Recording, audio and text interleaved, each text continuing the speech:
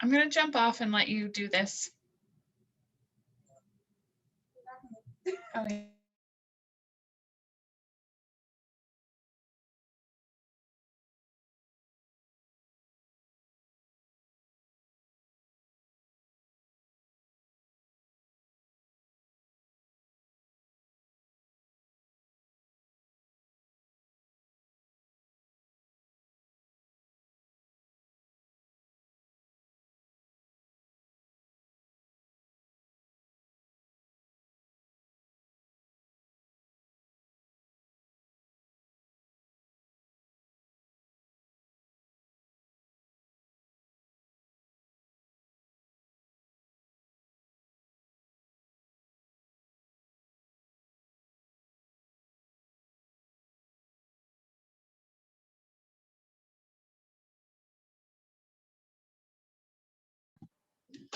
Hello.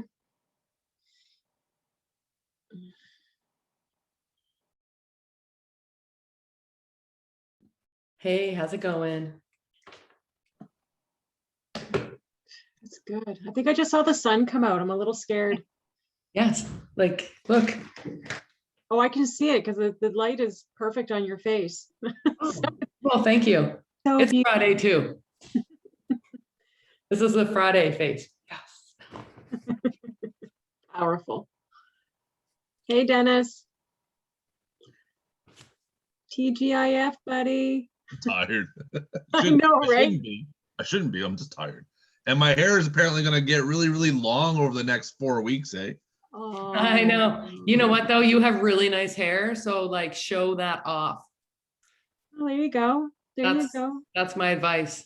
I haven't met you live yet, Dennis, so I can't really comment on your hair, but it seems lovely from here. Yeah. I saw him once in real life. No, twice now. Nice. Yeah. Nice. Oh, look Nice. at you and your business card. Can you take a picture of it and send it to me? I want to see. Please. Do a photo. My photo got postponed for another month. Anyway, there's a lot worse issues going on than a photo being postponed. So There. yeah. Kids are still in school, so that's awesome. Yup. Exactly. You're talking, hun. Yeah. I know. What? How come that got postponed? Is it because it's in a house, or like where are you doing it at? Yeah, so it's a photography place. So it's her business in her house. So she said because of this, she's closed until further notice. And I was 2 weeks out. So it's going to be, and same with Sina. Sina was supposed to be next week. And I was really hoping to get in with this lady. So I'm just going to stick with the plan and probably just print out some business cards without the picture for now, you know, just to have those. But yeah. Yeah, there's nothing wrong with that. Either do 500 or 1,000 and just, but I mean, Yeah. 1,000's a lot. I got Yeah. my box. It's like insane. I think That's awesome, 500's though. a lot. I'm looking for like the 250 version of it. I may have to get them just done local, like somewhere else, just to get 250. But mine's okay now. I just don't have the correct website live yet, so I'm mostly there. Yeah, the 1,000 is $70, and then for most people that do it on their own elsewhere, it's usually like actually more. It's like 140, 120 to 140. That's for 1,000. So I mean, $70 is actually a pretty good deal when you're doing it through Aaron. Fair. Yeah, that's great. Well, to I'll know. definitely consider that. Any thoughts on what the 500 is worth? How much that costs? I'd have to ask. No worries. I'll ask Yeah, her. I'd have to ask. It's all good, buddy. Just thought you'd know. Yeah, send us a pic. I'd like to see it if I could. Send it over. Yeah, that's cool. It's exciting. Hi, Kim. Hi, Bree. Sorry, we're like totally chatting. Hey, happy Friday. Oh, you're talking. You're on mute, Kim. I'm just organizing my desk and listening, so Oh, I hope we're amusing enough. it's all good. It's been a long learning week, but it's been really good. Every day's learning and every day's different in this profession. Right? It never, Yeah. you know, today I wasn't even supposed to be on this right now because I was supposed to be at my new listing taking photos, but it got moved to Monday at noon. So, You look really nice. oh, thank you. Very good. On the 9 o'clock call, I was still in my pajamas. Ah, Here I am. That's awesome. Hi, Did Brenda. everybody hear me? Yep. Yep. Okay, I can't hear you guys. Oh, Looks weird. Can someone say hello to me so that I know the sound Hello. is working? Morning. Hi, Brenda. Morning. I'm still not hearing anything. uh-oh. Got it. Hey. Hey. Happy Friday. So I'm here Friday, and of course, the sweet Miss Frankie is with me as always. No. Sweet. So today we're My gonna talk. 7-month-old puppy's out with her dad. Otherwise, she'd be here chewing on my chair or Oh, my course materials. what kind of puppy? She's a border collie blue heeler mix. Oh. Wow. Well, you like right now, oh, she just turned her head.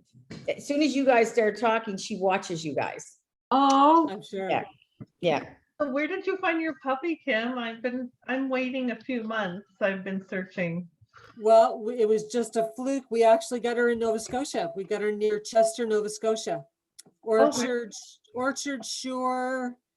If you Google them or just look on Facebook for them, we just found them, and we were looking at they breed rough collies, which is like your Lassie, and a border collie mix. And so we inquired about them, and by the time we inquired, they were gone. But they said we have a litter of border collie blue heeler, which I'd never heard of a blue heeler before, which is an Australian cattle dog. And they said we have some of those that are ready next week. And so we jumped in the car and went and got her at 11 weeks old. And we got her 10 days before I wrote my exam. Ah, wow. Of course. So it's been an interesting 4 months. She'll be 8 months next week, but she's a character. She's high energy, very smart. This morning, I mean, chewing on the bottom of my nightgown, like she's just full of it. All right, let's try and get on track. Let's try and get on track with the trainees. okay. And I started that. That was, so don't worry We're about that. totally Kim. blaming you, Brenda. Don't worry. Absolutely, absolutely. So today, we're gonna talk about getting your listing sold and how you do it. And in this market right now, yeah, it's pretty easy. You know, we had between 2006 and 2008, there were more realtors came on. There was 100% financing. It was crazy. And by the end of 2009, most of them were gone. So it's really easy to sell in a seller's market. The skill you need in a seller's market is your negotiating ability. So, but we're not going to go into that today. So did everyone do their 10-4, what their contacts in their database? Is everybody getting their contacts in? No? Yes? Yes. That's a Yes. goal for today. Okay, all right. Sorry. No, that's okay. You know, here's what I tell our team, and Brianna has heard this many times. You now have an opportunity, and you can choose to make as much money as you want, and you can choose to make as little money as you want. The choice is yours. Right now, you are your business. You're your own business, right? So if you've all come out of jobs that you've gotten your regular paycheck every 2 weeks, this is not that job, right? So yeah, so don't worry about it. Don't apologize. Don't worry about it. I'd like to get things done, but if you don't, it's only yourself you're letting down. Hey, Yes. Brenda, I'm working on a strategy with Colin to begin that contact process rather than just dumping, Excel, whatever into my database. I Yeah. really want to put valuable contacts in there. So I want to reach out to, say, this group of people, and this is and have a list, and then add them and tag them and do the right process. So that's my strategy. So this weekend, this is just not to get off topic, but Yeah. starting off properly with a good foundation, not being afraid to start, but having a strategy. because those are fantastic contacts and you want to make sure that you utilize them properly, just like you would advertise a home, right?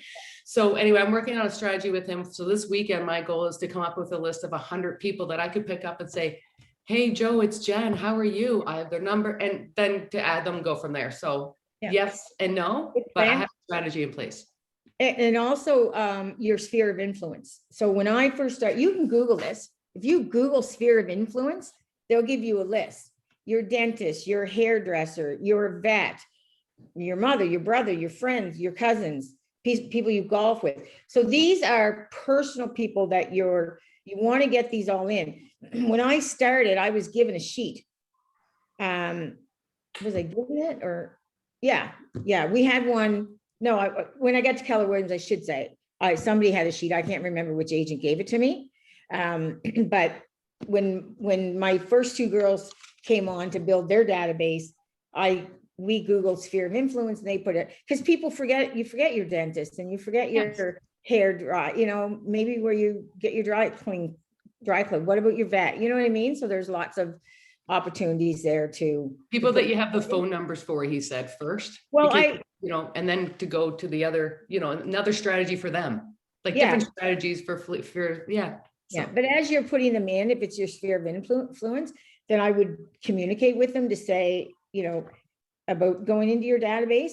Right. Good And point. then, you definitely want it, because that's your opportunity to share your that you're in the business. If you all of a sudden just put somebody in your database and you start a campaign, they're going to be like, what, right? Excellent point. Yeah, I mean, I've seen things come through my feed and I'm like, really? She's an agent? Like, I didn't even know, right? So Good point. yeah. So when I did Ignite, and back when I started, it was all about the phone. And I'm finding now on our team that I still pick up the phone more so than the younger ones, because they're so adept at their Instagram and their Facebook. They're much better at it than I am. So, and I know Brishen's got his mother's database. His mother's been an agent for 17 years. So he's working with that database too. And so Instagram, Facebook, remember what I said, if they don't answer back, it's not a conversation, right? So, and all you need is something like short and sweet, super excited to let you know I'm in real estate, it's all right with you if I add you to my database. It just, then they're there, right? And if you can do it, if you're going to do it, excuse me, do it through Messenger.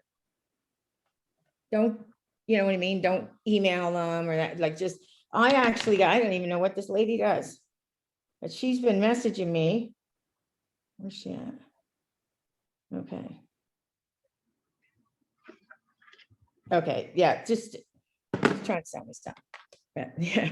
And I want to mention somebody to you that's with Keller Williams. Brishen has done his course. He's Kirby Chan. So if you Google Kirby Chan.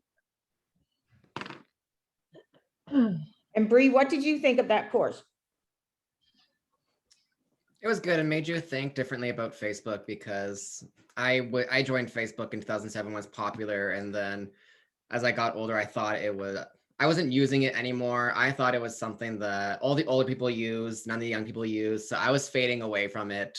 So I lost touch of what Facebook can do for me.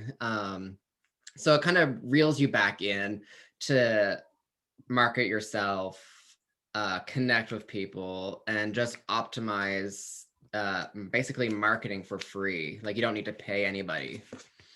So it makes you use Facebook appropriately for your business again. And by doing that, you would be front of mind. Yeah. Is it your hand up or just your hand?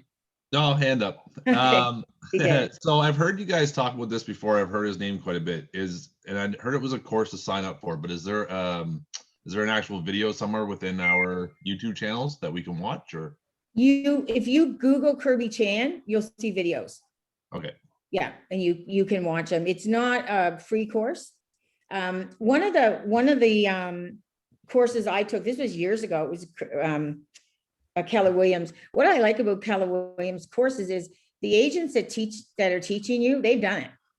So it's achievable. What you're being taught is achievable because they've now done it.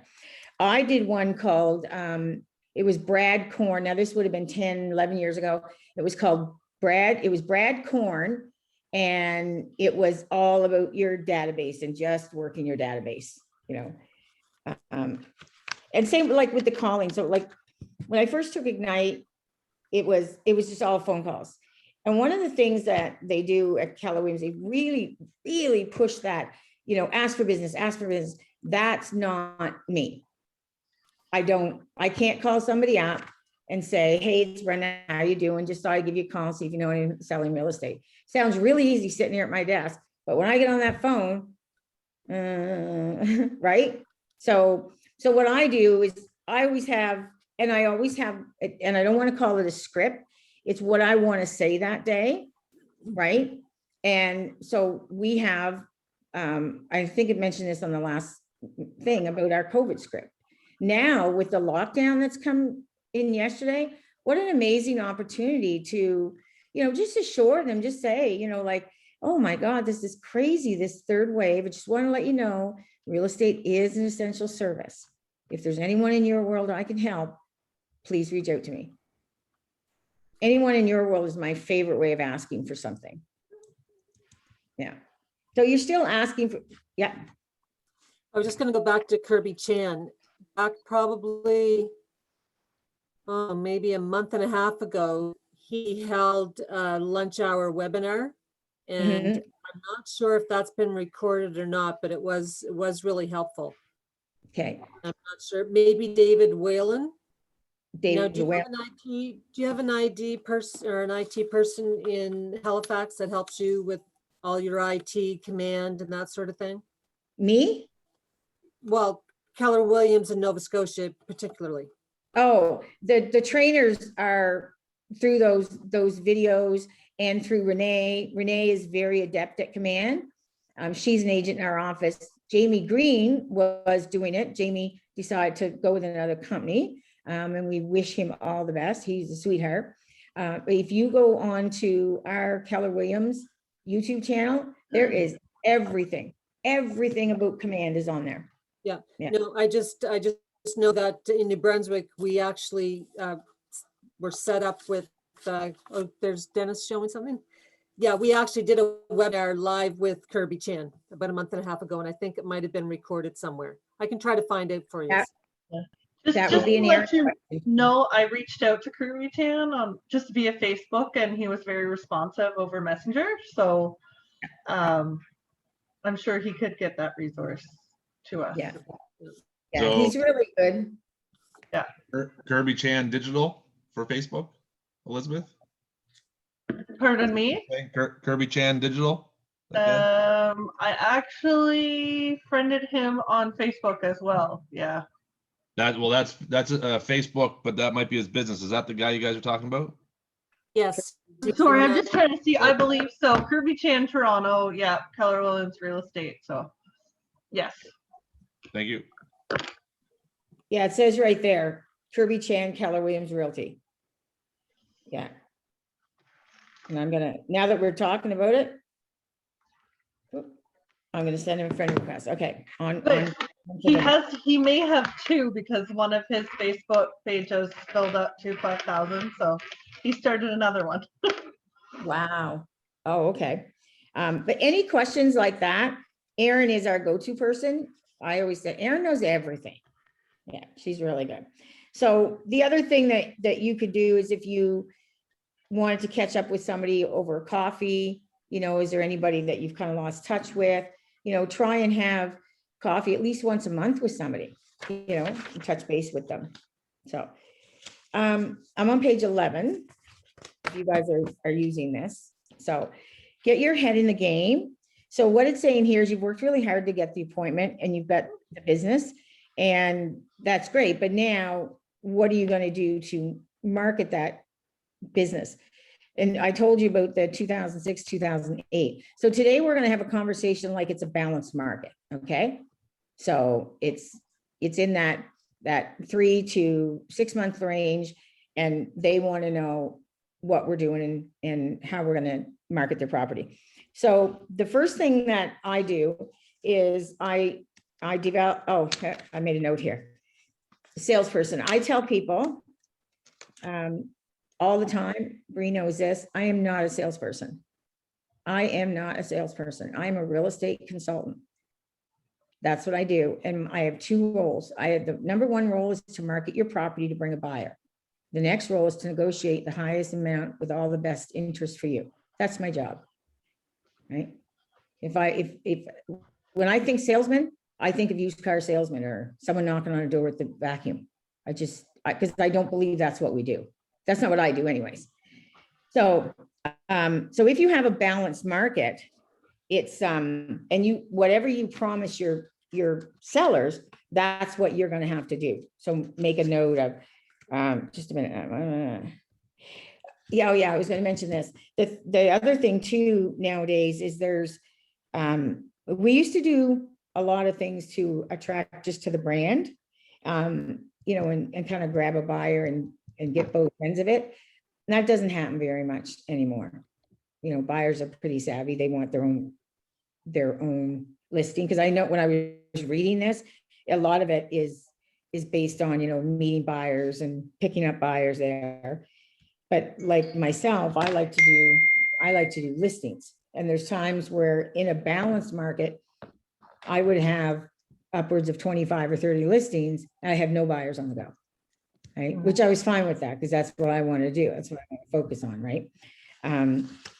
One of the big things that I tell people too there's two things that you want to do. You want to advertise the listing. So you're going to attract potential buyers to the listing, and you want to do branding. Branding is really super important to build that brand wherever you want to build the brand at. I mean, mine is Brenda Kay, and I've worked really hard at it. So, and what I tell people is, see, there's two ways buyers are going to come to us.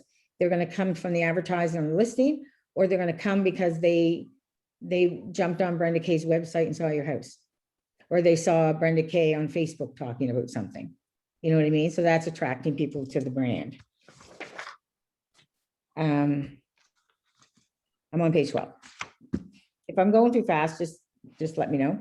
Make it happen, marketing and servicing your listings.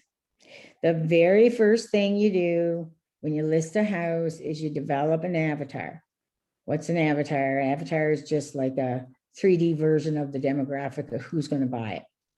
So we sit down and evaluate that. I think it's going to be 35 to 45 at this particular house. That really denotes where you focus your marketing on. Okay. So if your house is good for 40 to say 35 to 45, then you're not going to market on so much on Facebook. You're going to market on Instagram because there's more people on Instagram at that age, right? You also want to go to LinkedIn.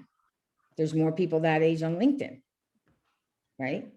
So that's what I mean by that. No questions? Okay. Stage the property. So does any of you have any comments on staging and what you think about it? I would just like to know if anybody does it themselves as a realtor. Is that like taboo? Is that normal? Well, I'm, like I said, I'm of the man, my mantra is, jack of all trades or master of one, right? So I know I've changed it. I know it's normally master of none, but I will be a master of one. That's what I do. If you want to educate your buyers, see, the problem is when you don't know staging, you just think it's decluttering. So I had this client, Bellbrook, this would have been back in probably 2009. And there was a stager that was trying to get my business. Staging was not prevalent on all the houses. It was kind of an extra that only a few agents were doing. So I said to this stager, I said, I had this house on Bellbrook, on 252 Bellbrook. There you go. I can even remember the address. And I said, it's a single man and his son. Spotless. It's totally decluttered because he hardly owns anything. There was nothing on the walls. And I said, the feedback is that just the house just seems very cold and, people weren't, she said, I'll stage that one for you for nothing. And if it sells within 3 to 5 days after I stage it, I'll become your stager. So she went in and she did it, and we got an offer on the next showing. Love what that did you do? salesmanship. That was awesome on her part. That was freaking brilliant. Yeah, yeah. So she, so what she went in, she rearranged the living room. She rearranged the furniture. She put a mat, she put some really neat things on the wall. She took the TV from Donnie's bedroom and put it in the living room. So she set it she even put like a throw on the couch. I don't know that stuff. So would I do it? No, I just don't have enough knowledge, right? Remember I said last time, you guys, you have to know what you don't know, right? I know I can't do staging. I have no flair for it. Yeah. What do you recommend? Who I use Danielle Clausen. She's I love in my Lori eye- Butler. Yeah, there's a lot of good ones out there. Yeah, there is. It's really popular now. What's that one called? Is it Upsell or Home Sell? I see it on Facebook all the time. I see Sam nodding. You must be right. He's Yeah, nodding it. I know that one, yeah. Okay, yeah. So I pay for the consultation. So I tell my clients that, I'm going to pay for this consultation. And what you do with it is up to you. Okay. The more you choose to do, well, what I say is Danielle's going to give you the 150% version. What you choose to do with that, you can either move forward, do a few things yourself. You can hire her to continue with this and set it up properly. But the more you do, the sooner you will sell and for closer to asking price. Yeah. That actually leads into my question about this. Do you typically defer that to the client, or do you absorb that? Is it dependent on the situation? What's your guidance? Never goes to the client. It's part of my package. Okay, fair. Every house that Danielle goes in, I pay Danielle. I pay her 100 and what do I pay her? I don't know. It comes 172 with tax, whatever that is. All I know is the bottom total. And staging can be very expensive. Like I have a listing coming on Horizon in Bedford today. So they did the consultation with Danielle, and then they spent $700 of their own money to have Danielle continue to work for them. I was wondering if I could mention something. So I have my first residential listing coming up next week. Thank you. The first one was commercial, but it didn't anyway. So that's hasn't sold or anything yet. So I guess I'm fortunate, and I'm not sure who you guys have around for mentoring and around your office, but I'm fortunate enough that I have someone who does staging, and she was able to explain the different levels of staging to me. And I actually went on a staging appointment with her. It wasn't full furniture and everything. Because she's, our mentor, she was able to sort of give us our first staging consultation with clients at no cost, which is very nice. But so she did the consultation, and she sort of just gave me notes, and I feel confident going in, and I actually did invest in a few things for decor. Nothing. So is it selling your own house you're talking about, or you're selling a client's house? No, I'm selling a client's house. Okay. So I'm actually feeling confident about doing just a little bit of decor staging for them, because their price point wasn't, they're not able to hire somebody and pay them, $1,000 or whatever it is. That's not what they were interested in. They were just interested in me providing a little bit of decor staging type thing. So that's what I'm gonna go with. I don't know. I'm hoping it's all gonna work out, but I don't know yet. Yeah. I'll- Elizabeth, were you given any documents or, sorry, hard copies on the different levels of staging? Any tangibles that you No. can share? No, I'm sorry, I haven't. I think that it's just, it was just personal. It was advice because she has taken the staging courses. And that may be something I want to look into down the road. I'm not totally sure yet. So it was just like little tips and tricks, but maybe, you know, if I had taken the course, I would share tips and tricks with you guys and on Facebook, but where I haven't, I don't really think it's my place. I think it depends upon the client and the house and the situation, right, Brenda? So it'll all be specific. So if I'm selling like a medium to higher end house and I know that it's gonna sell, well, like absolutely, I'll drop the 200 on somebody and then they can make that decision and it won't become emotional. It won't be affecting the relationship. So if I don't like the painting on the wall, that really looks horrid, I don't have to really, so I think it depends upon the client and what the house needs, right? Right. Some But people good to know might have some a people. vacant home. These Yeah. people wanted to keep all their furniture because they don't have anywhere to move it to do a full staging. Right, so it's all dependent, but good I'll to just- know. Oh, sorry. I'll just answer the quickly about the staging, and then I know you have a question. First of all, I don't go on staging appointments. I'm a real estate agent. I'm not a stager. So why would I spend 2 or 3 hours out of my day going on a staging appointment? That's why I hire a stager. That is huge. Same with pictures. Unless I have to let the person into the house, I don't go for pictures. Because every time I leave to go do something like that, I'm working in my business, not on my business, Mhm. right? So this is why you hire the professionals to go in and do this. Let the clients decide. Let Danielle do her job, Right. okay? And she will determine with the clients what they want to do more. I've never heard of levels of staging. You either stage or you don't stage. You can stage a little, you can stage a lot, but that will be the client's decision when they talk to the stager, right?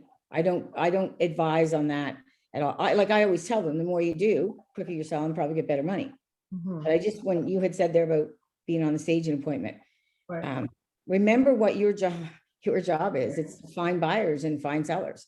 It's not to go staging a house. Okay. Some people around here, I've just heard different things in the past, 3 months or so about providing services.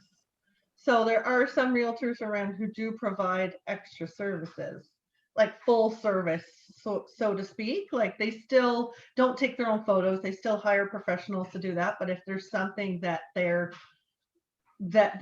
an expert on, if they've taken courses in staging, then they provide that to their clients. So I see And what if you're they saying. do, yeah, no, if they do, I think that's great, but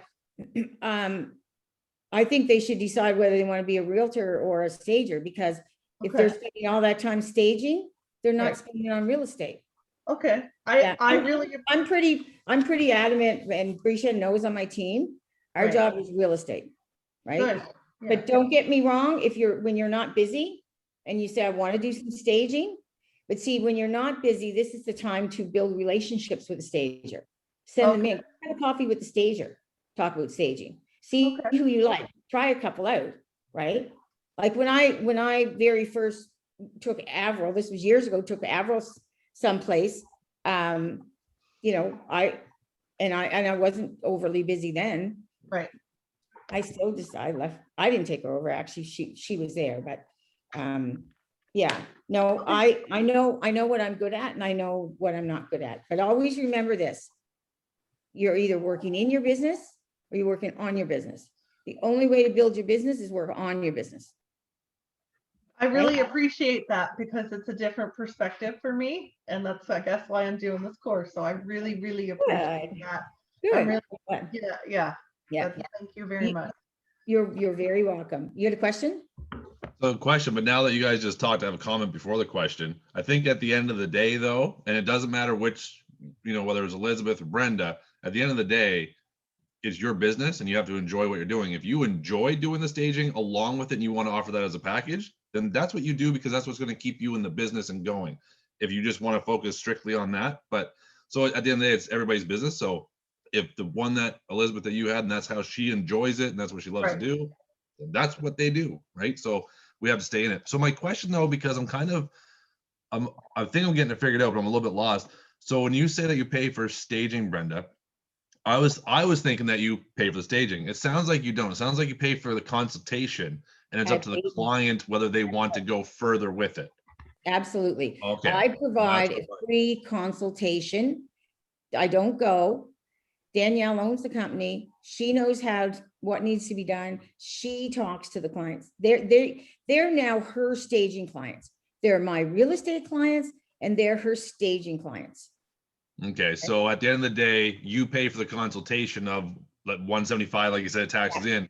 But if there's actual staging to be done, they pay for that, the rest of that. Right. That's So normally what happens in 99% of the cases, they take notes. She gives them a lot. It's not just sitting there talking to them. She's actually goes through their house, says what this, that, you should paint this. So you can either have, when Danielle leaves, most of my clients have a honey-do list. Mhm. And I'll say to them, how long do you think it'll take to get ready and do all the things that you want to do that Danielle suggested? And they'd say, 2 weeks or 3 weeks. Now, at this time, I've already got a contract signed because I won't send my stager in without it. so you have your contract signed, but because of that potential, now I've heard Chad talk about this before, actually.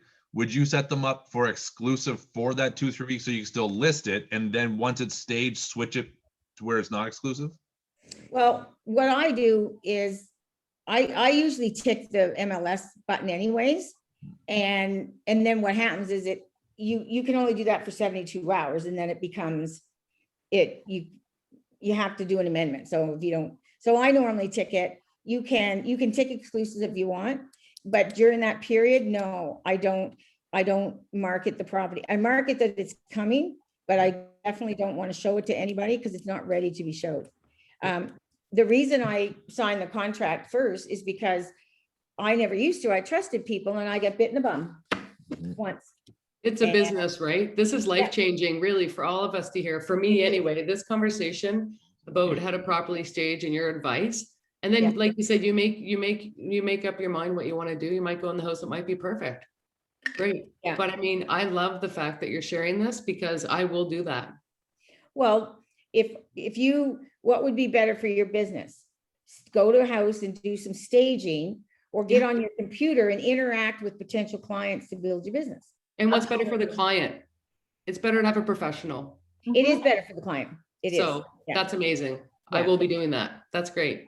Yeah, no, like I said, pick somebody. And I'll tell you about staging. It says, like, we're going on the next page here. It says, how can staging bring in higher offers? They generally depends on the market, our buyer's market was so bad. So it really didn't change what we ended up getting in the end. But what it did is people, they shop online now. They start online. And if they don't see something they like, and it depends on the personality. If I walked into a room and the whole room was totaled and there was one beautiful vase with flowers in it at the corner, that's what I would see. That's where my eyes would go. If there was an absolutely amazing room that had one broken vase, my husband would see the vase. Right? So there's really different ways that you look at things. So when you want that's what makes staging so important, because online buyers will disqualify themselves by the pictures. So I had one client or one buyer, they actually ended up buying this house, but they weren't going to see it because every room was orange. And I'm like, wait, that's just paint. Yeah. Right? They were so turned off by the pictures, they were not going to see. I was in the old Portland Hills area. They ended up buying that house. And we negotiated for the paint. How long do you typically wait? I mean, depending upon the client too, depending upon how quick they need to sell. But for the staging process, if you go in an average home, meaning average appealing home, and say you contact Danielle, and then how long does it take her to get there versus how long before you market the house? If the client's not in a rush and wants to get the best bang for their buck, how long do you wait before you list it versus, you know what I mean when I ask those questions? Well, remember I said I've already listed it. It's there, everything's signed. So right now Everything's it's not on signed, yeah. MLS, it's exclusive, right? So, and again, it depends on the one coming on today. Danielle was there 3 weeks ago. Danielle calls the same day or the next day. And Okay, she gets in there within a day or so. But with Ella and Tal, the list that she gave them was quite extensive. And they said, okay, well, it'll take us 3 weeks. So it was okay. like, you know, great. And then we knew what we were kind of aiming for. So like I said, that's one of the most important things about staging right now. And like I said, you know, does it get you, I've, in a balanced market, I've never seen somebody pay more for a house because it's staged. Right? But what it will definitely do is it will not only attract more buyers online, when the buyers get there, they can see themselves in that house. Right? Like the way Tal and Ellis looks now as to the way it looked 3 weeks ago has been a complete transformation, completely. So when anybody walks in there, they're going to see the spacious living room. They're going to see the, you know what I mean? Yeah. May I ask a Yeah. question? I don't mean to monopolize any more of your time. That's okay. Okay, so I think it's more of a realtor question, a business question in regards to when you have staging, so you have someone else's decor or furniture or what have you in the home. You have people viewing the home, and then say you're making a deal, and how do you talk about exclusions for curtains and that type of stuff? Well, Because what I do is when you sit down with your seller, you need to set expectations. You need to have that conversation up front. So when they've decided they're going to list with me and we're getting the paperwork ready, that's when I set the expectations. You know, whatever type of market we're in, I'll say to them, now, guys, you know, right now, the average days on market is 40 to 50, whatever that is, okay? right. There's two things in your house. There's fixtures and chattels. Fixtures are supposed to stay. If there's any fixtures that you don't want to give away, get it down and put, I don't care. You know what it is? Most times it's lights, like say the dining room light. And I'm like, if you want that dining room light, take it down, go to Kent and get a cheapy light. And I really appreciate that. And I'm sorry I didn't articulate my question properly. Okay. Say the buyer expects the curtains and other things that the stager has put in there to stay. Oh, that the stagers put in there? The Yeah. stager very rarely puts stuff in. Very, very rarely. They work with what the stager gives them direction to take more stuff out, Right. put anything in. Yeah. Okay. So I've never had, now I had a buyer, Allison and I had a buyer a few months back where they want the house and they want all the furniture in it. That's kind of paid for a similar situation I'm thinking of. So then it's between the stager and the buyer then. It's not Yeah, really, but you have to put it in your paperwork as if the seller's agreeing to it. Well, if the buyer, say, let's use a blanket on the couch. If the buyer wants a blanket on the couch, they don't have to talk to the seller. Yeah. You just give them Danielle's name and say, yeah, call Danielle, that belongs to her. Okay, so it wouldn't be included in anything. It would just be separate. Okay. Yeah.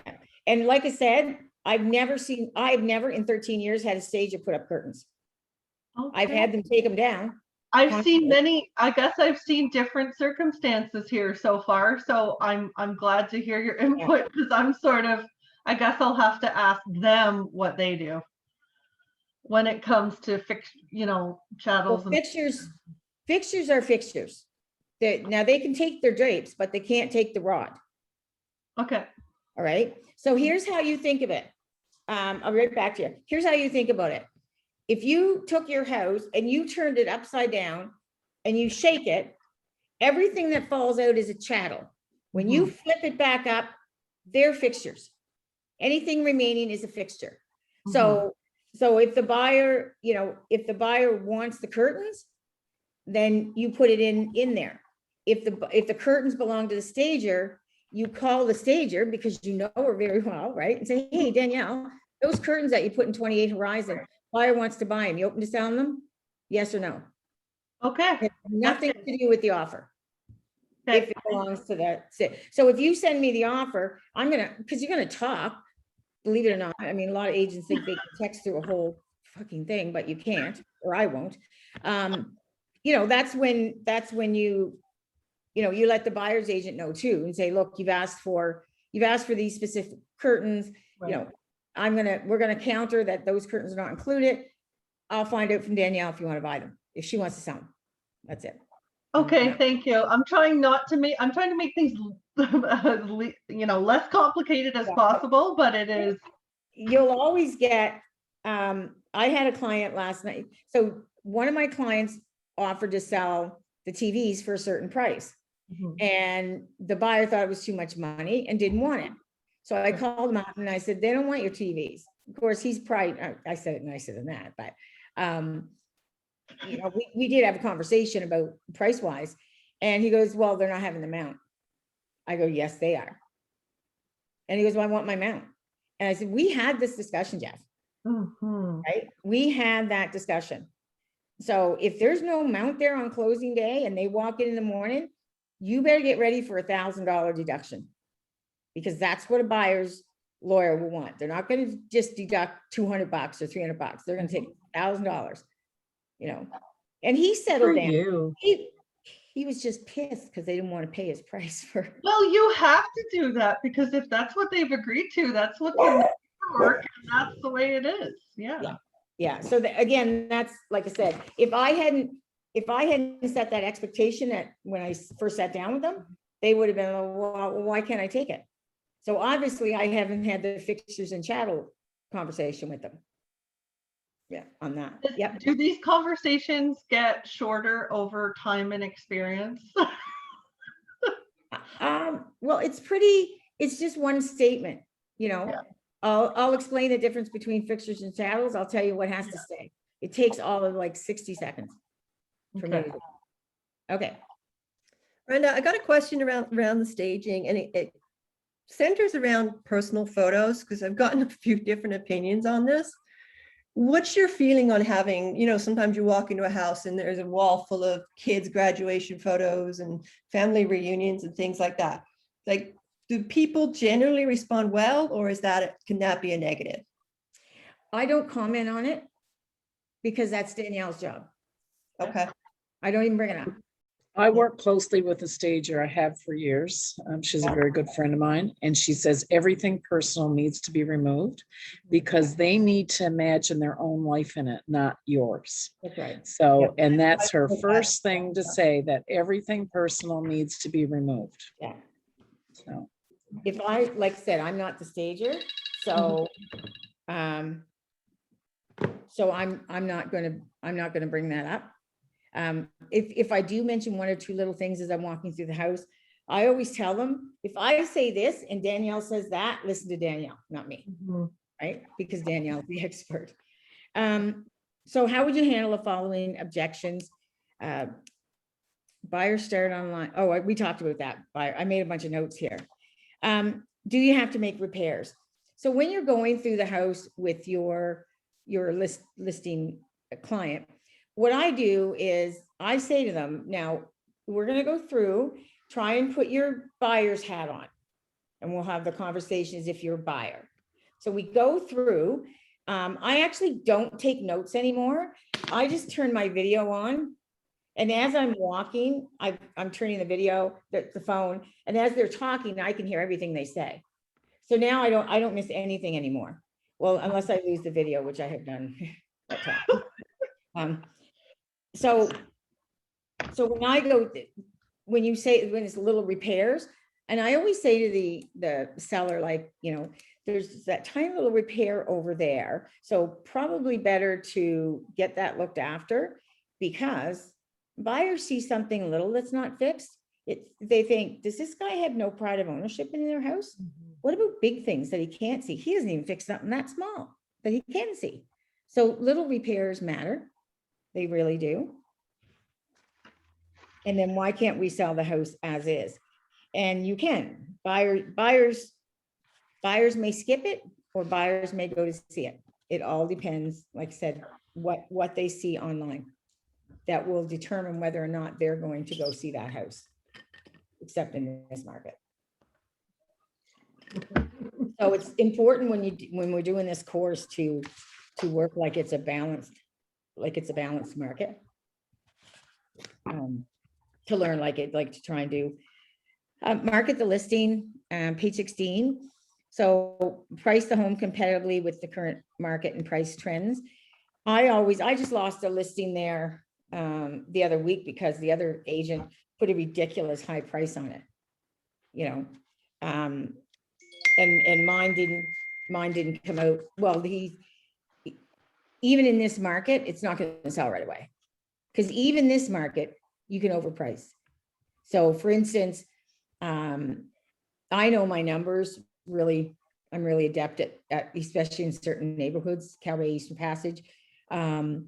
So I went to see one there probably about 3 or 4 weeks ago. And they normally their house would be a $399 house, normally.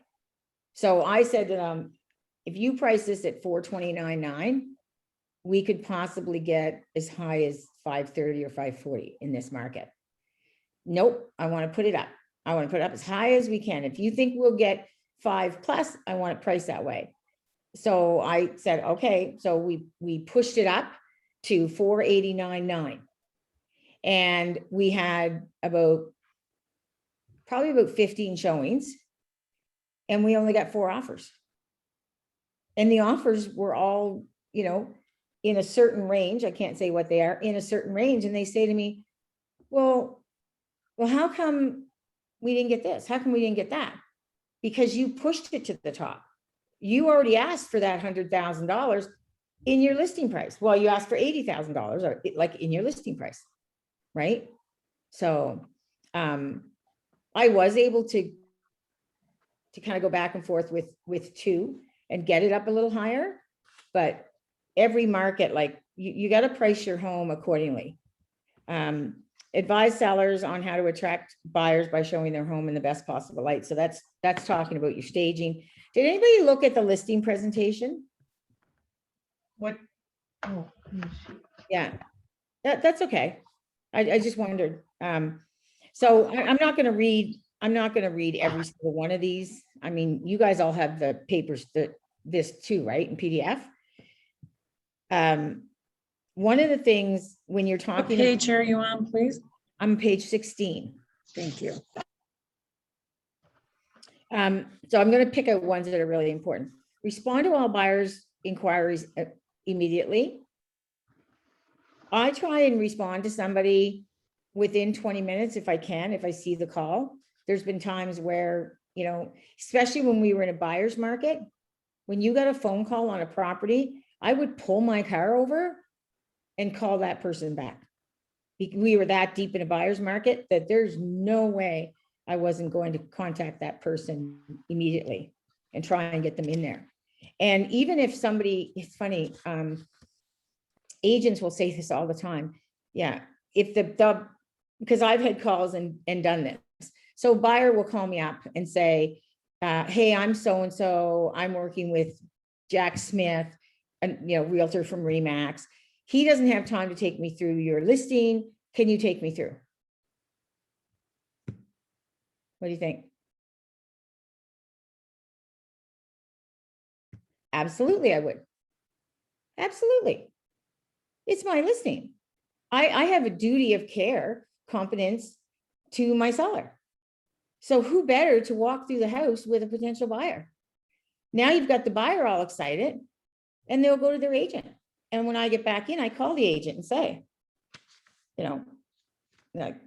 talk about it. And I was out with hey, great person, this house is really suited to them. Do you know that how many realtors say, oh, well, I'm not taking you through. Wait till your realtor can take you through. Well, how is that servicing your seller? Right? It's not doing a thing for your seller. So that's super important. And they're talking about the internet marketing. Like I said, develop your avatar of who you're doing. And here's the other thing. There's very rarely you're gonna do all 14 things on this page. You'll find out what gets you, where you're comfortable and what you do. You know, I try and find as many sites as I can. There's a couple that you do have to pay for. It used to be free, but you know, where is the avatar that's going to buy this house? Where are they at? Where are they at? If you have any local stores, if you're from a little bit outside the city, or what I used to do years ago, Chater's Meats on Wise Road. So George Chater's a very good friend of mine. I've known him for years. So when I first started real estate, I made up some brochures, and they're called 14 real estate tips. And I bought one of those little plastic things, and I would go and put them in George's store. I would go back every week. So thinking this is because you're so naive when you first start, right? And I remember going back in the first few weeks, and they're still all sitting there. And after about 4 weeks, I'm going, what the heck? I said, George, can you put them in a bag or something for me? Right. But, and the other thing I had on it that I got my hands slapped for, I had put on it, you were a neighborhood realtor. And wham, another realtor must have been in the store and called the commission. Apparently you're not allowed to put an adjective in front of your realtor. I don't know. Yeah, something like that. So What was it? What was wrong with? You weren't allowed to put what? Because I put on the pamphlet, you're a neighborhood realtor. So you're not allowed to use like neighborhood realtor. Which is not fair, because Don Rainey uses Halifax realtor. So I got all pissy about that, but I lost that battle. No question. Let me see, target marketing. I read all this the other day, so I'm just making sure I don't miss them. The one thing, like I said, the most important thing is you do what you say you're going to do. So it doesn't need to be 14 things, right? When you look at all the steps, like when my pre-listing package has all the information that they should, you know, so when I shouldn't say everyone, a lot of people, they drop it off before. I tend to bring it with me, because I'm going to go through it with them, and I'm going to tell them. And as I'm going through it, it makes my presentation. When you're newer and you're not as strong on your presentation, sorry guys, my throat's really dry. No, I'm fine. I don't have COVID. That should just be a disclaimer at the end of every Zoom call at the bottom, and like the note, my throat is dry from all the talking. I do not have COVID. Yeah, We're on Zoom. yeah, exactly. So if you are sick, it's okay. Yeah. Now I forgot what I was on. Oh, yes. Doing what you say you're going to do, you know. So what I like, there's this site called Point2 Homes, and for us to use it, it's called Point2 Agent. So point, the number 2, and the word agent. That syndicates down into a crazy amount of websites. You're not going to use it all the time. When I get pictures done, I use My Visual Listings. So myvisuallistings.com is one of the best sites you can work with. And I did more things on that site. That site will actually give you the counts on how many on Facebook looked at it, how many on an iPad looked at it, and how many on an iPhone looked at it. It's crazy the amount. You can make a page, an actual website for that, you know, for that property. The biggest thing we have going for us right now is KW Command, which, like I said, it doesn't, you know, it's not quite where it should be, and I'm not using it full time. Brishen can chime in here because him and his mother use Command. What do you think of the landing pages, Bree? I'm still trying to figure out landing pages because I want to make a standalone landing page. And right now it asks me basically for a listing, to add a listing to a landing page. So I'm trying to get around that. That's really tough on here, but I will tell you that the largest amount of response you'll get is an ad with a property on it. Yeah. That's the biggest response.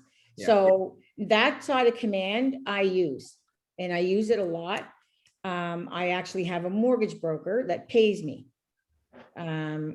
towards it. because he knows he's gonna get all the referrals, right? So, and I know Brishen, you guys always know when I've activated one, because all of a sudden their inbox blows up, and it blows up, right? So, and the thing is, in this business, there's a conversion rate of 4 to 100. So remember, you got to get past 96 no's to get a yes, right?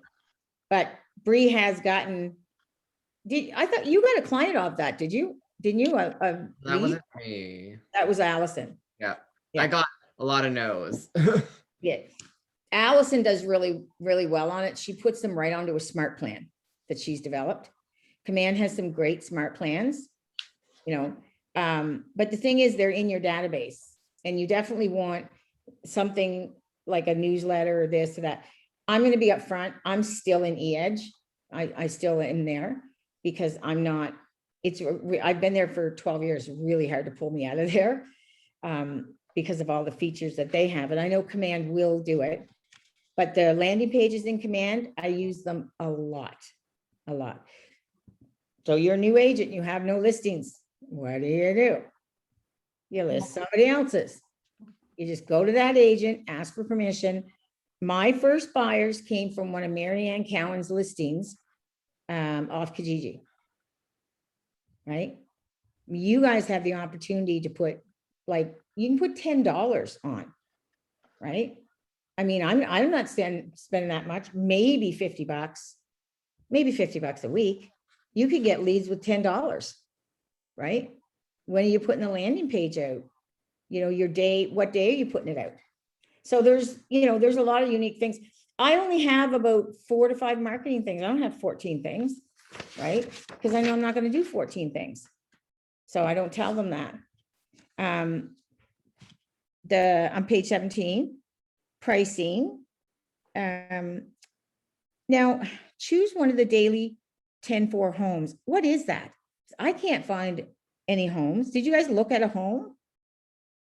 It says evaluate the property's features through these points from your 14-step marketing plan.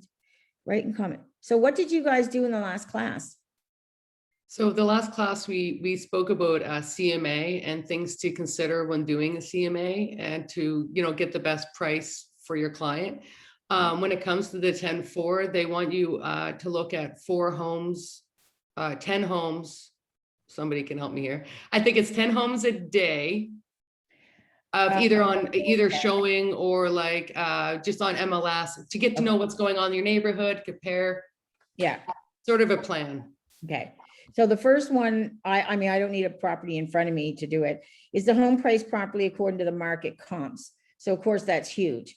You are going to constantly run into agents that they're going to overprice their listings. Okay. And when you go in, and this is an actual stat that I learned way back in the day, 80% of the buyers that an agent meets and ends up selling them a home, not your home, a home, they get from hanging the sign on the lawn. Why would I overprice it to bring people to it just so I can meet buyers? Does that sound fair to you? That's not really, that's not the total way I say it, but I'm just kind of saying, right? So there's a lot of little, they call it buying the listing. When somebody overprices, we call it buying the listing. So it doesn't do any good. Now, sometimes will I go a little bit higher? Sure, I will, because they asked, right? Like not crazy higher, but sometimes they'll say, I'll say 249. They'll say, can we try 259? Sure. Yeah, sure, we'll try it. So here's another thing. And an agent used to do this in our office, and I was like, so the seller would maybe want to start 10,000 higher. And this agent, who's still with us, would say, oh, well, okay, all right, well, okay, we'll try it, but you're not listening to my advice. Here's an amendment. It's already signed this, and the price will automatically drop in 14 days. Would you want that said to you? Like, that does not sound like a motivated agent at all. So I say to my clients, hey, no problem. Let's try it up 10 high, and then let's evaluate it and see what happens. That's what I say. right? Kind of feels like you're taking away the consultative approach. It's almost like you're reprimanding your client for having Right. input. Yeah. Hmm. 20% of the realtors in Halifax do 80% of the business. That's a fact. Right? So unfortunately, there's more untoward agents out there that you'll meet them every day, right? Yeah, so and then what I say to them on the pricing is, I don't say, yeah, we'll give it 2 weeks. Because in the first 2 weeks, there's a lot of people are just curious. Like my husband follows certain areas on Viewpoint, and he's always checking the houses out. He's not gonna buy a house, right? Honest to God, the next house David and I go to will be the funeral home. That's it. We're not going anywhere else. So, you know, I just lost my thought on that. So isn't that terrible? I just totally lost my thought. Okay, I'll skip it. Oh yeah, no, I remember now. Squirrel. I say to them, there's just a lot of curiosity in the first 14 days. Let's wait for 30 days, right? So the 30-day mark, I've done the report, and we've got, you know, 80 realtors looked at it and 300 people looked at it. Nobody called. That's not good. So now you have some good solid information that you can bring to your client, bring it back to them. Signage, just whatever your sign is. A lot of people now are using kind of their own signs, including me, completely different design sign. Years ago, you had to be KW, World Page, Century 21, you know what I mean? You had to be, there was no playing around like that. Staging, we've talked about that. And this is if you were looking at a property. Images, what features of the home will you want to emphasize in online photographs? Again, and the virtual tour. If I do a tour around a house, I know there's some agents out there and they walk through and they make these amazing videos and that. But I mean, I walked through one yesterday, it was a Facebook Live, and then it got put to my site, right? And you know, you barely see me. You see me at the start and you see me at the end, because I just want to promote the house. How effective is an open house? Open houses, of course, have really changed a lot with COVID. People are still doing them. We went back, our team went back and did them after the waves, I think after the first wave and after the second wave. So I'm going to talk in general, not with COVID. So you want to always be there early. A lot of people think that open houses are simply to pick up buyers, and I'm not kidding. The people have come into my open house. I remember one in the Passage. This was years ago. They went in one open house. They came two doors over across the street and came into my house. They go in the first house.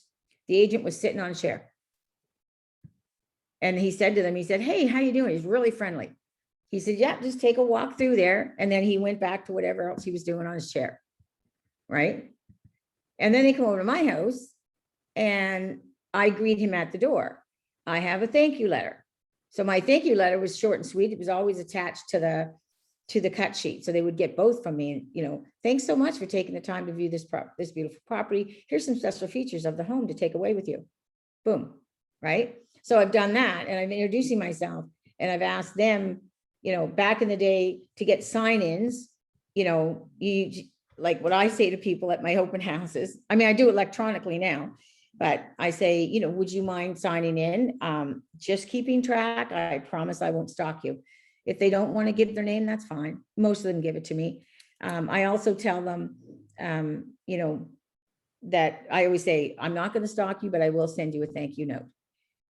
Well, the first umpteen years in this business, every Monday was thank you cards for people that came into the open house. Right? So they didn't have to give me their phone number, but I would ask them for their address, and I'd say, "I'd like to send you a nice card. Can you put your street address there?" But I didn't push for a phone number if they didn't want to give it. Right? And then I would put them on the 8-week plan. Another thing I used to do before an open house, either on the Saturday or the Sunday morning around 11 o'clock, is I would pick, like, say it's a cul-de-sac, I would go to about 30, 40 homes around there. And I would have in a bag, I would have this really nice, it looked like an open house, but it looked like a ticket. It had the red curtain, looked like an old theater ticket that I did up. And then I would have the sheet in there about the house, and I would have a couple Werther's candies. I think I still have Werther's candy. Oh, maybe I'll have one after this. And then just letting them know that there's going to be an open house there, right? And then I think the sheet said, because I haven't done it in years, you know, would you like to pick your new neighbor? There was something like, there was a couple things I changed. I would change back and forth. And you know what I did? Because I don't door knock. I mean, I don't door knock. I don't like it at all. I ordered the bags from Amazon that have the hole in them. And I would just go up, put it on the doorknob, put it in the doorknob, put it in the doorknob, put it in the doorknob, right? So some people love knocking on doors. I can't do it. Hey, Kim. Just wanted to input on that. I have a new listing that's going live on Tuesday. Oh, good for you. Yeah, it's a 5-acre property, beautiful home, but they don't want a sign.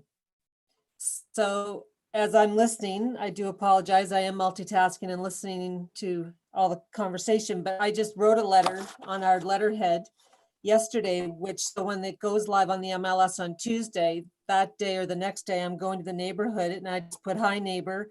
I'm excited to share with you that I currently have listed your neighbor's home at 382 Darlings Island Road. Who do you know that would love to be your neighbor? This amazing 5-acre property can be viewed by Googling the MLS number. Please share with your friends and family. And I would love to assist you with any of your real estate needs, either selling or buying. And enclosed are a couple of my business cards, one for you and one for a friend. Mm-hmm. That's excellent. I'm just going to go around and deliver those just so they can choose their neighbor. Yeah. Or pass it along to friends that have said, I've always wanted to live here, but nothing's, you know, ever come up or in our price range kind of thing. So.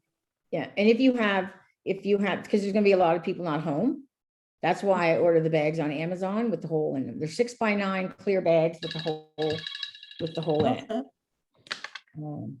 Good idea. And throw candy in there. Chocolate.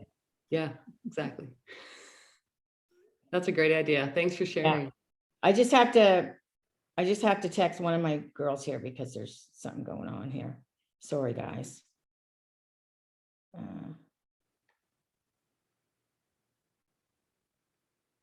We have a little situation here today.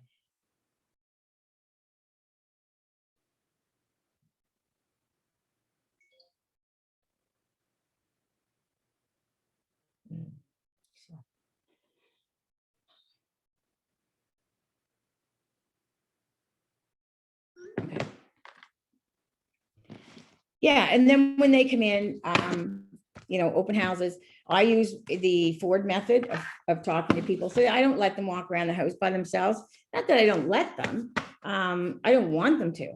So what I do is when they come in, I'll say, hey, what a nice day out there. Thanks for stopping by. Are you guys in the market for a new home or are you just browsing today? And they'll answer me. And then I'll say a little bit about the house, and then I'll ask about family. And then I show a few other things about the house as we're walking through, and I ask them about their occupation.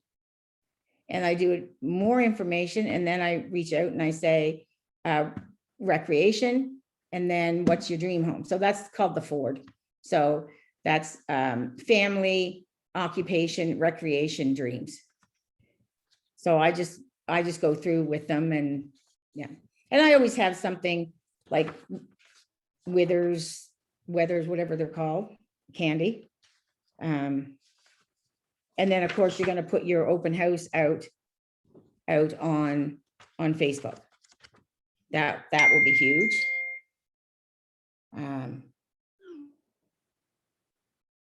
Yeah, yes, thank you.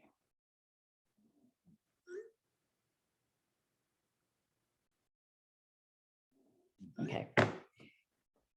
Okay, so that's, if there's no other questions on open houses, I'll scoot to it talks about Facebook, putting things out. Yep.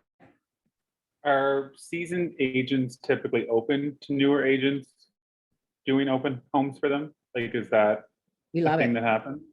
Okay, constantly.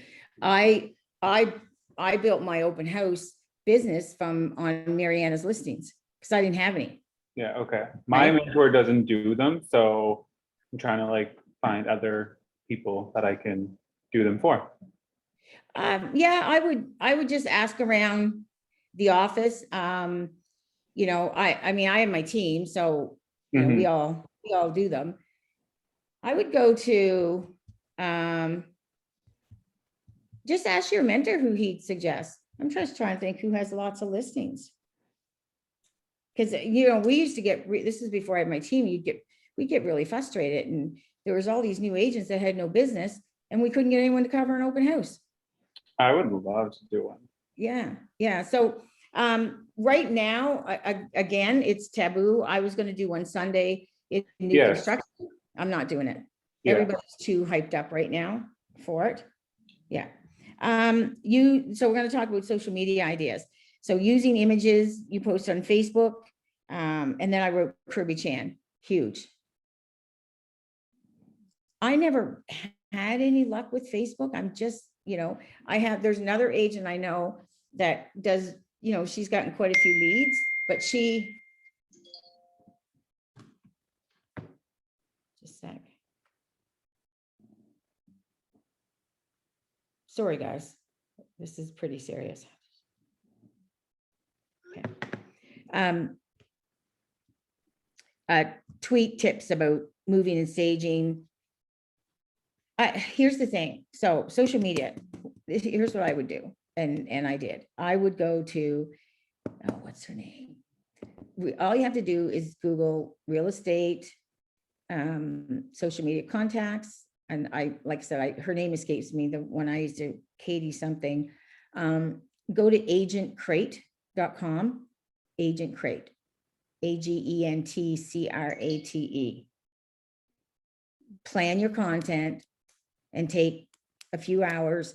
And, you know, by the time this part came into my world, I was pretty busy and I wasn't very good at it. And now, you know, I wish I had been, because I see some of the people that are getting the business off Facebook. So many neighborhoods have community website and Facebook pages.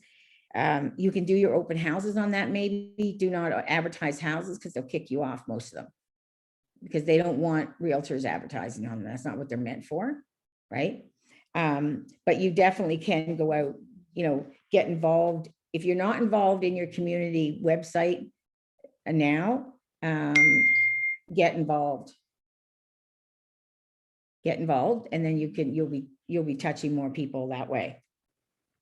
And then there's, I've even put things on Market Leader on website. Yeah. And they say use contests or sweepstakes.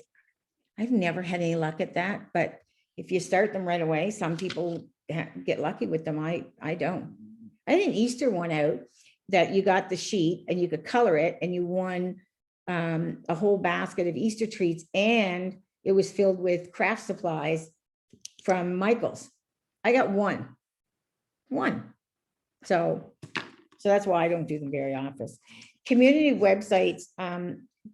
Didn't I talk to you guys before about community influencer? Yes, you did. That's another one. Yeah, so one of our girls is on that. She loves it. And then a newsletter goes out weekly. So give that one some thought. Communication with the sellers. This is huge. When I first get into real estate, I constantly heard, you know, well, my house has been listed for 4 months and I haven't heard from the agent. Right? Just know, and when you get, like I said, when you get into a buyer's market and a balanced market, these skills are really, really going to matter. So what I do is some people, I'm going to just put this there. Okay. I'm trying to stay out of this. I put it in my calendar. So what some realtors do is they go on and I actually had a seller that I know. not selling through me, and I know we knew why, like the whole thing was planned, but anyways, that's not the point. He said to me, you know, because I never hear, he said, all I get is this stupid electronic update every Friday, because I don't give a shit about that, right? So, and that's what, and I always say to people, you can be an average agent or you can be a top agent. So what I do is I have a spreadsheet, and so as soon as I get a listing, it goes in the calendar, the first 2 weeks. We just call it client update, they're coded yellow, colored yellow. And so, I mean, I used to do them all. Now my assistant knows, okay, today I have to do a client update on this property. I don't do them all on a Friday. I tried that and I didn't like it, you know, and with the phone calls. So I changed my format to a sheet that's got, you know, a lot of the same information that the other ones, like you could pull off, but the difference is how I deliver it. So I deliver mine on video. I have BombBomb, which I love, and there's a free one too, but anyways, I love BombBomb. So when I get the report, it'll say how many houses sold, how many new listings came on, how many went conditional. That's part of it, right? So then I go in and I look at the listings, and I'll give you an example. We had one on Holly Lane that was listed a long time. This is just recently. I think it was like what, Brianna, 148 days on the market. Yeah, it hasn't even officially closed yet. Yeah, exactly. Officially closed in May. Right. So when I saw one of the reports, I saw that something sold in the neighborhood for like, I think it was around 860 or something like that. So the first thing I did, I got on the phone with the realtor. It was Dale Cameron. I'll just tell her this is not emergency, so I'll just tell her to stop touching me for now. Okay.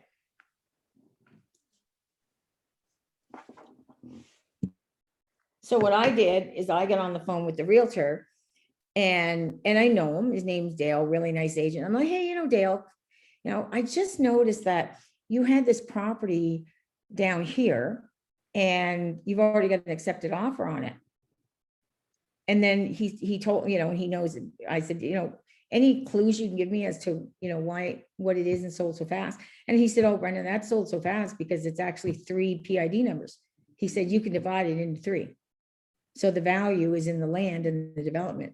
So that's, you know, and if you wait until they're firm, then you can, I literally have called a buyer's agent before and said, hey, I just noticed you firmed up on such property. I've got one here. Is there any tips you could give me as to why your client didn't come through ours? Right? So communication with other realtors is big too. It really is.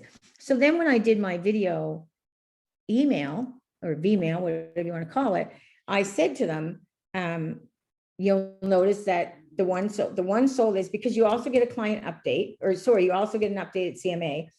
And I said, you'll notice the sold listing this week was blah, blah, blah address, and it sold for blah, blah, blah. We didn't have any showings during this period. This house is 3 lots, whatever about the house. And then I would say to them why that one is. Because when a seller starts to see other houses in their neighborhood selling and they're not selling, they're not happy. And guess who they blame, right? By the way, it will always be your fault for everything. Even when a lawyer screws up, it will be your fault. Good to know. Yeah. Oh my God, it's terrible. Bree's seen a lot of it with his mother over the years. So set a date, and then, like I said, communicate. You know, just sending somebody an email, that's not communicating. That's just flipping over information, right? So let them know where you've got it. Let them know how many views it's had. You know, we let them know prior to using Command, I used paid Facebook ads, and I would let them know, this is how many clicks we had. This is how many tours that went through, because a click and staying on are 2 different things, right? We had this many clicks or no, like when I was having a meeting Monday on my social media, and I noticed one of the things I put out, I had 48 clicks and then nothing. See, it's a landing page. So, but 48 people looked at it. They just didn't want to give their name and phone number, right? Or name and email, whatever, like, because of the landing page, which is fine. Obviously, they're not in the mode to buy a house right now, so they're not interested in getting what I have advertised out there, right? But you're top of mind and you're branding them in the meantime. Exactly. Yeah, we're out there. Match the style of the person you're working with. You know, I talk about the one on Holly there, you know, that the one seller is very serious, very stoic. He's an accountant. And I talk to him completely different the way I talk to his wife, right? Because she's more, but when I'm having a conversation with Andre, I'm having it in the same tone that he's having with me, right? And I always say, you can tell it's Friday, right? I tell my clients, I say, look, you know what? I'm going to tell you what you need to hear, not always what you want to hear. So there are going to be things during our relationship that you're not going to like what I say. That's all part of the job. Because if I mislead you, I will eventually let you down, right? So I'd rather let you down now than 2 or 3 or 4 months in. Because once, it's like pricing, once you tell a buyer what their house is worth, it's like the money's in their head, like, ooh, I spent the money. And then when you have to do a price reduction, it's like, but I already reduced. I'm like, no, you didn't. You adjusted to market value, right? Because your first price was too high. Shh. Just like, Dave, just that, guys. Can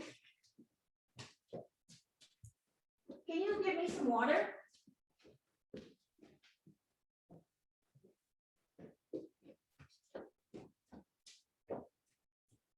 Sorry.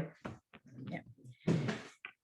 And then, like I said, the update, you know, you might want to do it. I tried once a week and I found it was, and you know what, they were just phone calls because I didn't know all this stuff, right? Before I came to KW. So a lot of times it would just be conversation. And again, when you're giving the reports, my style on video with someone like Andre, as opposed to someone like Ella, which is another client of mine, completely different tone in the email, right? Be prompt. When I go on a listing appointment, I try to be 15 minutes early. I never stand face on to the door. Thank you. So I knock on the door. And then I take a step back and I turn myself this way. And it's when somebody opens the door and you're right there, you're gonna get a different response from them. So you knock on somebody's door, you just step back and turn and then wait. And they're gonna come and then they're gonna see you as they look around. And don't ask me where I learned that, but I did. It was in training years and years ago, right? So never talk down, of course. Communicate as a partner with your sellers. Okay, don't act like I'm the know-it-all agent and you're not, right? So Brenda, to your door knocking point, there's actually, you're tugging on some memories that I had with regards to being a non-confrontational presence. And what you described is very non-confrontational, and people feel a lot more safe and secure when you have that kind of body posture. It's not right there in your face.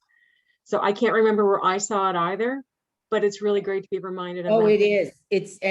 It really makes quite a difference. Yeah, to it. Keep a log, maintain a communication log. My updates are spreadsheets.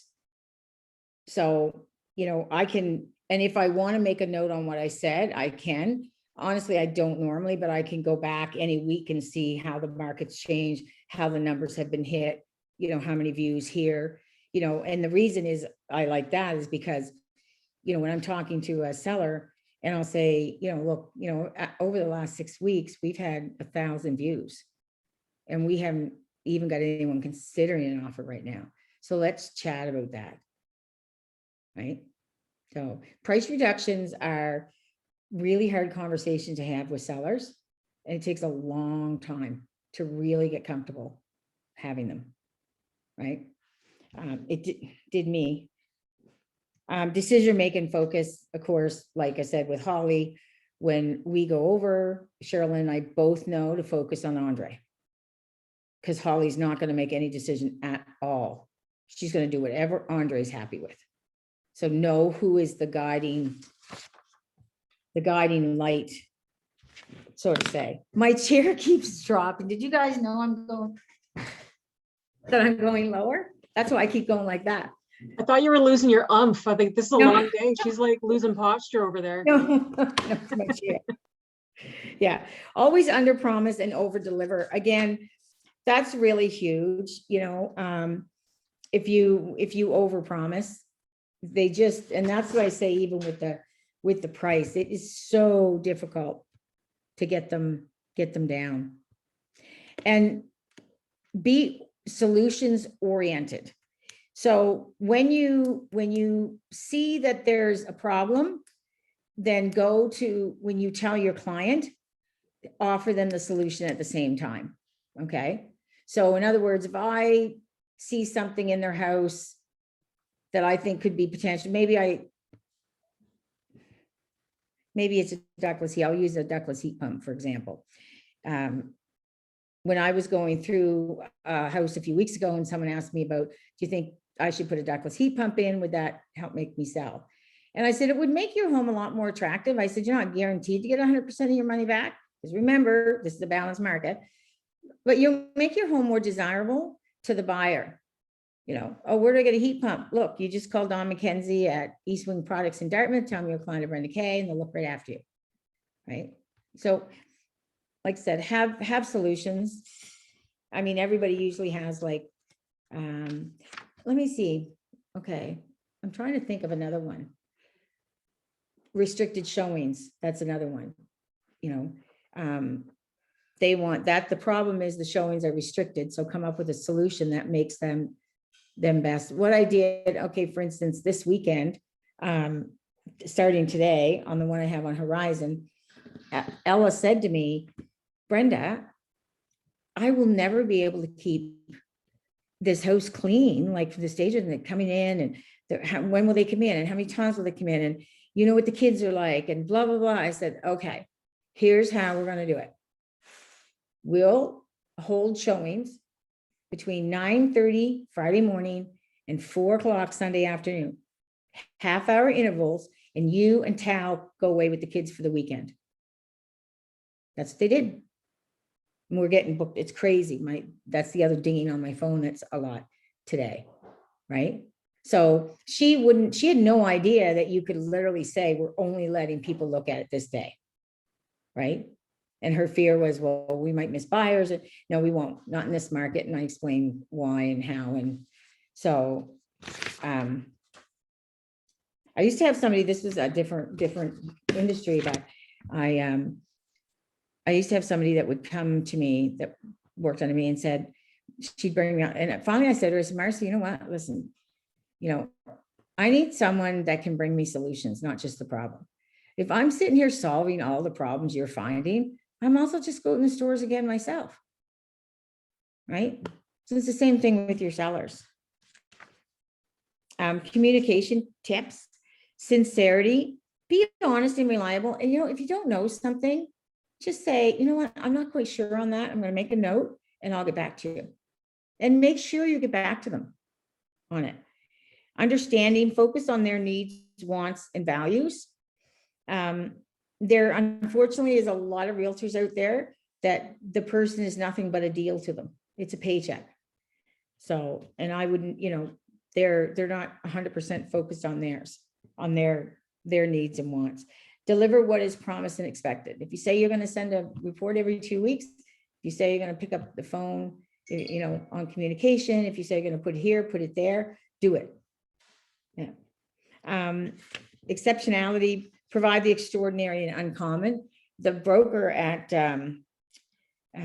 used to be with Keller Williams before Ann was there. She used to say, you know, you don't want fans. You want raving fans when you're done with them. raving fans. That's what Val used to say. Report quickly and reliability. So responding to them if they call you with a question, somebody's, they've looked at the home and they've not, the agent hasn't sent you feedback, pick up the phone the next day and call the agent and say, hey, look, what do you think of the home? This, that. A lot of them are, sometimes they just forget and sometimes they just go, nah, whatever, right? But it's up to you if they don't submit it to go get. That's probably one of the biggest pet peeve I run into is people will say, I had this realtor and never heard from them. And, we used to say, well, if they don't call, they're not interested. I mean, what kind of service is that, right? Wouldn't it One be, time I had, sorry, Brenda, wouldn't it be beneficial as an agent that if they don't call, they're not interested, would they not have provided feedback to say, yeah, the house wasn't what we thought when we got there, the layout wasn't quite right, or it's this, it's that, or maybe there's some things that they could change? The feedback would probably be beneficial to the seller. yeah, Like they need that information going forward so they know if they can change it, change it. If they can't, well, then that's just not the right buyer. yeah, But it's like dating and getting ghosted afterwards. Like you don't know what happened. yeah, exactly. Yeah. And when you do, if they say to me, well, I'll give you an example where it was Heather Star Williams and she took a client through a little 3-unit condo that I had listed. And I said, she sent me back, said not suitable for the buyer. So I called her and I said, what did you find not suitable? And she said, well, Brenda, he's a young single guy. It's kind of like more like a seniors thing, And I said, they're young single guys on both sides of him. Oh, really? I'm like, yeah, they walk down to the pub in Eastern Passage, every Thursday for chicken wings. Oh, really? Yeah, he bought it. And the other thing is when agents will call me and say, yeah, we'd buy it, if the backyard was fenced. And I'll say to them, great, we can get the backyard fenced within the next 4 weeks. Do you want to send me an offer? Like if your client doesn't like it, they don't like it. Just say it, right? It's just not for them. Yeah. Oh yeah, the relationship is bigger than one transaction. So I used to have on the bottom of my thing, and this was the Brad Korn, you're a real estate consultant for life. That's on my letterhead at the bottom. You're a real estate consultant for life. Listing presentation, make an attractive PowerPoint. You can either memorize it, which I don't do to this day, although most of it I know, I just don't do it. And there's 2 reasons I don't do it. Number 1, it keeps me on point. It keeps me focused. And number 2, it's a visual for the seller, right? And that's why when I go in, if I don't use the PowerPoint, which I don't really use a whole lot anymore, but I use my kit. And my kit, as I'm taking things out of my kit, they're all acquainted with what I've said in the PowerPoint anyways. But for probably the first 8 or 9 years I was in, I never did a buyer's or listing presentation without a PowerPoint, right? And, Question? mhm. Are you using the CMA or the listing presentation? Are you pulling that right off Paragon or do you have your own made up? Oh, I have my own. Yeah, I have my yeah, own. that's what I figured. Yeah, Okay. yeah. It'll take years to develop one that you truly, I shouldn't say years, took me a couple years to get, but I build on it all the time. So the same base that I started with. Work in progress, right? Yeah, I take things out, I add things in, it'll stay the same for usually a couple of years. It's been the same now for probably 4 or 5 years. I haven't taken anything out or put anything in. So you can always update it. Even in my last world, when I would go down and I would have it printed and I would be sitting across from the buyer in Sobeys, he would have a copy and I would have a copy and I'd be going over the points on it. That's the most important thing, is it keeps you on point. It also kind of calms your nerves if you're a little bit nervous, and you will be your first couple times. I took an agent out for a listing appointment that it was actually her listing. She wanted me to come. She's not an agent anymore. And she wanted me to come. And I said, do you have everything ready? You got your presentation? She said, yeah. And then she literally opened her presentation and read it. She didn't even look at the client. She read it. Right? So practice it, know what you're going to say. And then, so when I first do a PowerPoint, or even when I do a video, I'll have the little thing on the video, and then I'll have notes. Like I have one right here. So I have 5 things that are going in my video this week. And then underneath it, and those are the things that the you might see in the video, but the little notes that go beside it, that's what yeah. So when you first do your PowerPoint, because you don't want all the print of what you're going to say on the PowerPoint, I used to have my book with me. And as I'm flicking through the PowerPoint, it takes practice. You have to practice your listing presentation. Yeah. It's really dry. Yeah. So have any of you tried the listing presentation that's in here? No? Give it a try. Give it a try and like turn it into you. Right? Like go through it and say, well, is that me or is that not me? Would I say it that way? You know what I mean? Yeah.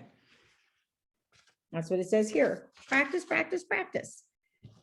And that's the rest is just all your ahas and things. Was there any ahas today from anybody? No ahas. Yes. Yes. But Well, I've got Mr. 3 Kirby pages Chan more. is speaking to me right now, so I'm pleased with that. Good for you. Good for you. Yeah. Yeah. No, this is a great program, guys. And if you implement, we actually, the team, we said this the other day. I didn't even know Albert Einstein said this, but I used to have a thing on my wall that I wrote years ago that says, vision without implementation is only a daydream. But Albert Einstein says it different, vision without implementation is something. I can't remember his, but anyways, it is true. It is true. Yeah. I've got a picture of myself here, what I look like on my vision board for the 20 pounds that I'm going to use. And I often look at it while I'm eating my crunchy bar. So obviously I'm not implementing to get to that vision, right? Brenda, So- I have a quick question here. Sure. Can we go back to page 16 where it's item number 5 and it talks about listing on the Keller Williams listing system and global and all that?